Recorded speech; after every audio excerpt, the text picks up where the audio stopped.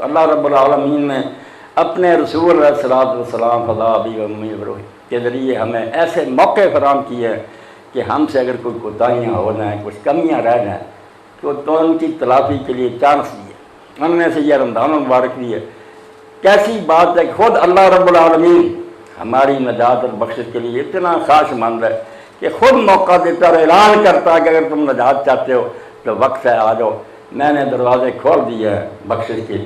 اور اسی لیے رسول کریم علیہ السلام نے فرمایا کہ روزانہ رمضان شریف میں عالم غیب میں اعلان ہوتا ہے یا باغی الخیر یقین، اور نیکی کو تلاش کرنے والے بڑھ آگے، جنت کے دروازے تو کھلے گا، دوڑ، و یا باغی شر یقین، ارے برائی کے پیچھے بھاگنے والے آپ تو شرم کر، رک جا۔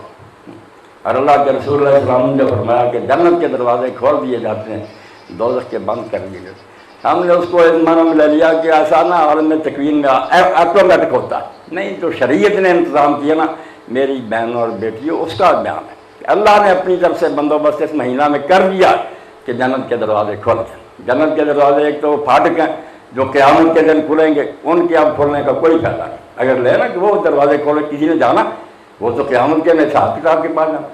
جنت کے دروازے میری بہنوں بیٹیوں نیکیاں، ایسی نیکیاں جو جنت کی طرف لے جاتی ہیں۔ جیسے ماں کے بارے میں آپ نے فرمایا، جب ایک شخص نے کہا کہ میں جہاد کرنا چاہتا ہوں، فرمایا تیری ماں زندہ ہے؟ اس نے کہا ہاں، یمن سے آیا تھا۔ آپ نے فرمایا فرض ماں کے ساتھ چمٹ جا، فإن الجنۃ عند رجلہا، اس کے پاؤں کے پاس ہے جنت کا دروازہ۔ اب وہ پھاٹک نہیں تھا، ماں کی خدمت جنت کے لے جاتی۔ حضرت ابو موسیٰ اشعری رضی اللہ عنہ لشکر کی صفیں بند گئیں، مجاہد کھڑے ہو گئے، دشمن سامنے تھا، یہ آگے بڑھے، رسول اللہ کے ساتھی، انہوں نے کہا میں نے اللہ کے رسول سے سنا ہے کہ یہ تلواروں کی چھاؤں جائے ان کے نیچے جنت کے دروازے، موت نہ سمجھو، یہ تلواروں کے نیچے جنت کے دروازے کھلے ہوئے ہیں، جو شہید ہو جاتے۔ تو ایک آدمی جس کا حدیث پاک میں آتا، لباس ہی خستہ سا تھا، شکل بھی بیچارہ مسکین تھا، اس نے کہا ابو موسیٰ آپ نے یہ بات رسول اللہ سے سنی ہے؟ انہوں نے کہا ہاں، میرے کان بہرے ہو جائیں اگر میں نے رسول اللہ سے نہ سنی۔ اس نے میری بچی اور بہنوں لوگوں کو سلام کہا، لشکر میں گھس گیا، کئی کو قتل کیا اور شہید ہو۔ اسے یقین آ گیا کہ ان ابواب الجنت تحت ظلال السیوف، تلواروں کے سائے کے نیچے جنت کے دروازے۔ اس لیے جنت کے دروازے صرف ان پھاٹکوں کو نہ سمجھو، نیکیوں کے موقع اس مہینے میں اتنے موقع ہیں کہ 3 کا تو اللہ کے رسول اللہ علیہ السلام نے ایک حدیث میں فرمایا کہ جس نے رمضان شریف کے روزے سچے ایمان اور ثواب کی نیت سے رکھے اس کے پچھلے گناہ بخش دیے گئے۔ پھر دوسرا فرمایا جس نے رمضان میں رات کو قیام کیا، نفل پڑھے، اس کے بھی پچھلے گناہ بخش دیے گئے۔ اسی طرح فرمایا جس نے لیلۃ القدر میں قیام کیا اس کے بھی گناہ بخش دیے۔ یعنی کتنے پھاٹک کھول گئے جنت کی طرف جانے کے لیے، جو کرے کرائے کچھ نہ، اور سمجھے کہ خود کوئی کھلے گا۔ اسی لیے لوگ احمد کہتے ہیں کہ جو اس مہینے میں مرتا نا وہ جنت میں جاتا ہے، کیونکہ دوزخ کے دروازے میں نہیں، وہ دوزخ میں جاتا ہے، وہ دوزخ میں جائے گا۔ جنت میں وہی جائیں گے جو ان دروازوں میں داخل ہونے کی کوشش کریں گے، بھی عمل کریں گے۔ اور دوزخ کے دروازے جو ہیں، آپ دانا ہیں، سب سمجھ لیں کہ ساری برائیوں کی جڑ 2 راستے، یہ منہ اور شرمگاہ۔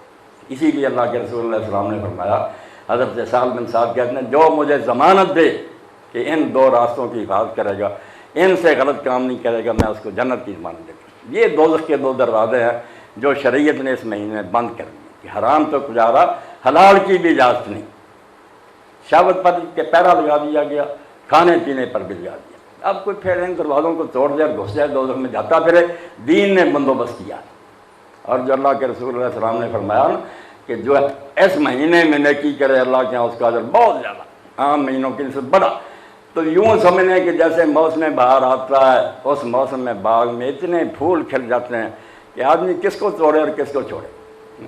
تو ہی نازاں چند کلیوں پر تناد کر گیا، ورنہ گلشن میں علاج تنگی دعوت۔ ہم اگر کسر چھوڑیں گے نا، نہیں کچھ کریں گے، ہماری کوتاہی ہوگی، ورنہ باغ پھولوں سے بھرا ہوا رمضان کا۔